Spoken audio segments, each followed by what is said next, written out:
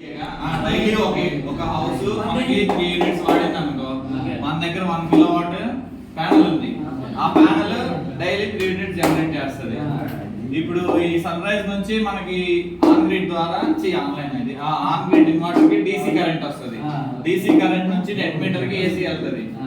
ఇదే AC current tower కి వెళ్తుంది. ఈ టవర్ కి వెళ్ళే కరెంట్ నెట్ మీటర్ రికార్డ్ చేస్తుంది. నిద్రలేకమంగా లేచిద్ది చూడు, ఆ టవర్ ఇది. చెప్పేది చెప్పండి చెప్పండి అంటారు, చెబుతూనే ఎయిర్పోర్ట్ ద్వారా AC కరెంట్ దానికి వెళ్తుంది, దీనికి వెళ్తుంది.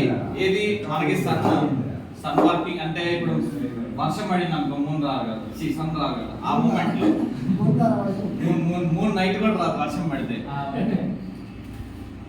ఈ ఇక్కడ నెట్ మీటర్ నుంచి దీనికి వెళ్ళేది రికార్డ్ చేస్తుంది. ఇక్కడ ఇది నెట్ మీటర్ ఇటు పంపిస్తుంది, ఇటు పంపిస్తుంది. సో ఇప్పుడు మనకి సన్ వర్క్ అవ్వట్లేదు, ఐ మీన్ సన్ రాలేదు ఈ రోజు.